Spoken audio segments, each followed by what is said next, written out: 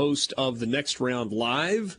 It's the middle of football season, but Ryan spent a big part of his day today talking basketball as SEC's Basketball Media Day, or Media Days, happened in Birmingham. Little hoops action today, Ryan. Still here, man. Just saw your boy Kermit Davis There you go. coming in to do his part, yeah. Yeah, it's certainly going to be a fun basketball year. I don't know that we're quite ready to turn the page.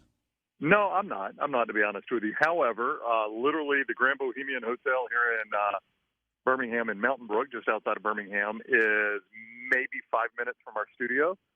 So when the show was over today, you felt kind of guilty not at least coming up here. And we talked to Coach Perlin, Coach Oates. So, you know, it's good to catch up with them. Yeah, understand so. That's a cool hotel, too. It is. It's a really neat hotel for anybody that's coming to Birmingham. And it's a cool place to stay. My wife and I actually just it's probably too much information here, Richard. My wife and I just went to dinner and got a room here. So I'll leave it at that. Hey, get a room. Jeez. Yeah, we did. I love it. Let's talk some football. We've got a game in Tuscaloosa on Saturday night. Mississippi State and Alabama. We've been talking about this a fair amount. Haydad has zero confidence in Mississippi State, and he may be absolutely right in that. But at the same time, this Alabama team looks a little different. I said a second ago, I said, you don't have to twist your brain into too crazy of a pretzel to see this Alabama team having 3 losses. Now, they don't, right? They've only got the one last weekend, but there are maybe some signs for concern. Is that fair? Well, I mean, yeah. Their defense has not turned out to entirely be what they thought it was going to be, especially in the secondary. Now I think front seven is fine, though they weren't great Saturday against Tennessee. It's a really good Tennessee offense, obviously. But, yeah, the defense is probably not what they thought it was going to be. The receivers are not what they had hoped they would develop into, not as of yet anyway. The game changer is you have got an incredible running back in Jahmyr Gibbs, the transfer out of Georgia Tech, and you've got maybe the best player in America in the quarterback, Bryce Young. And that can erase a lot of sins and a lot of mistakes, and that's what happened against Texas. It's what happened to a certain extent against Tennessee. They just didn't win the game. So as long as you've got Bryce Young playing quarterback there, you're going to be able to get yourself out of a lot of tough situations. And Ryan, no apparent lasting effects from the shoulder injury, 455 yards, 2 touchdowns, no picks last week against Tennessee. Is there any concern about lingering pain related to that? I know he played just off the charts great on Saturday, but there's some adrenaline there, and the stage was massive. Is there any concern about not being able to, on a weekly basis, play at that level? There doesn't appear to be. He has dealt with this before, which was actually news to everyone. No, I don't know that many people were aware that this was kind of a chronic issue for him until Nick Saban said it after the Arkansas game. And so it's something he knows how to deal with. It's an issue he's had that's never really required any, extensive treatment like surgery or anything like that. So I think he's just learned to deal with it. And from what I am told, the week of the Texas A&M game, so right after the Arkansas game, he wanted to play, and he threw, and then the next day it didn't react very well. So that was kind of when the Alabama coaches and trainers decided to shut him down, and they shut him down that week, only allowing him to play in an emergency role. Whereas, like, if Jalen Milroe had gone out of that A&M game, not permanently, but maybe, they thought he was out only for a few plays, I think Young might have come in, probably just handed it off. But he's a guy that you trusted to take a snap, and he's not, going to do some bonehead error from a guy that's never played. So I think that was, kind of his status against Texas A&M. But they didn't let him throw that week, and then they let him throw some the week of the Tennessee game just to see how it reacted, and it reacted well, and that's why they decided to let him play. But if you watch that game, he looked like his old self. I mean, had you not known he got injured against Arkansas, you certainly would not have known about watching that Tennessee game. And it's not like there were any limitations. 52 pass attempts on the afternoon, so it was really good stuff. Were you surprised that things kind of stayed quiet on the Plains early this week?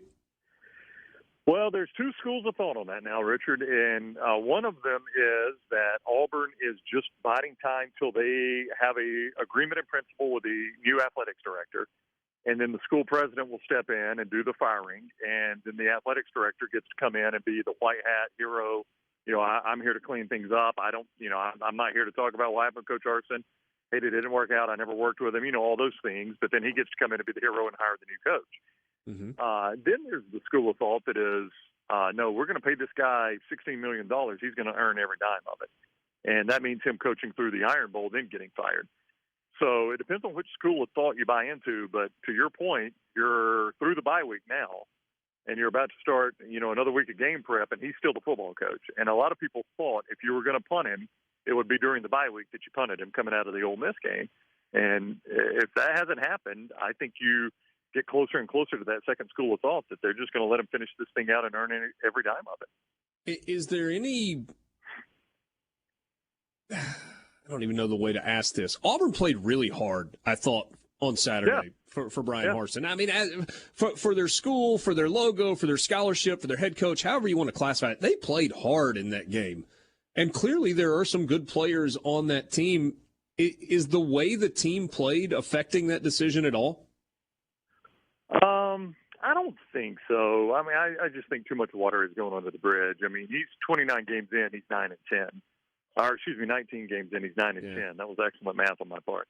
Mm-hmm. And, so I think too much water is going under that bridge, that just playing hard now or giving an effort is anything that's going to change it. If he were fighting, like, say he had a stud quarterback, a Bryce Young type quarterback or a Hendon Hooker type quarterback, and that guy got knocked out for the year, and you've just kind of had to hit reset on offense. All right, so maybe you get some grace on that one. But in the situation he's in, I just don't think that has got any impact on it at all. I think the decision has long since been made. And aside from, playing in Atlanta or going to the college football playoff, there wasn't much he was going to do to change that. Is there a sense of who the next athletics director is going to be? I know one name that kind of bounced around a couple of weeks ago was John Hartwell, who's a guy that had ties at Ole Miss and has done a really good job at Troy and at Utah State. Is he in contention, in the running? Is there another name we ought to be looking at?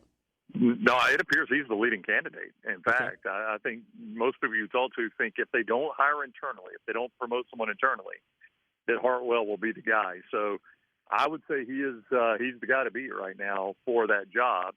And if that's the case too, I don't know exactly what the holdup would be. That would seem like something you could get done pretty quickly and have him on the job fairly quickly.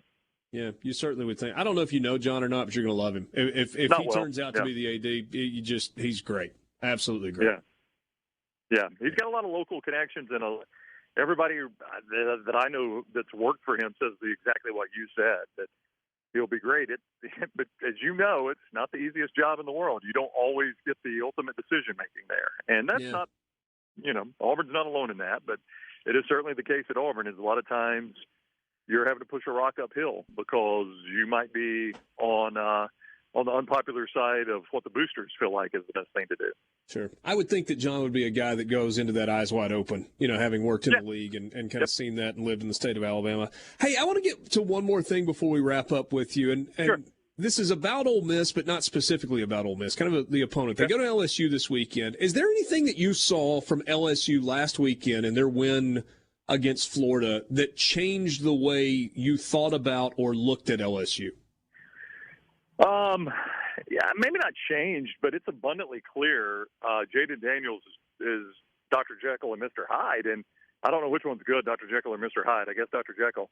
But when he's the good one, that's not a bad football team. I mean, it's really not. And he was the good one against Florida, and that defense played, pretty well for the most part against Florida. So I wouldn't say change, but I think it's just abundantly obvious that if you get the Jaden Daniels you got at Jordan-Hare Stadium, that's a problem. If you get the Jaden Daniels you got at the Swamp, then you got something there. And he even played well in the loss. I mean, he threw 300 yards in the loss against Tennessee. So it's not like he was just horrible against Tennessee either. So this is a fascinating game, and there's a lot of eyes on it in this state because the winner of this game, Alabama plays them, and the West is pretty much on the line in that game for all intents and purposes.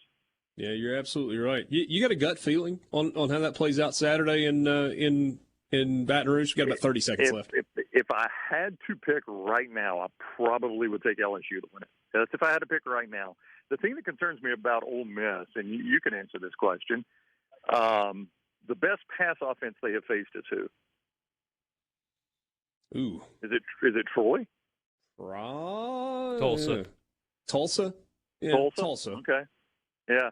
And that's concerning to me. Like, that defense has looked good, but you didn't ask me this, but I'm telling you, man, watching Auburn run on them now. Look, Ole Miss ran the heck out of the ball on Auburn, but aside from that, watching Auburn run on them, Auburn has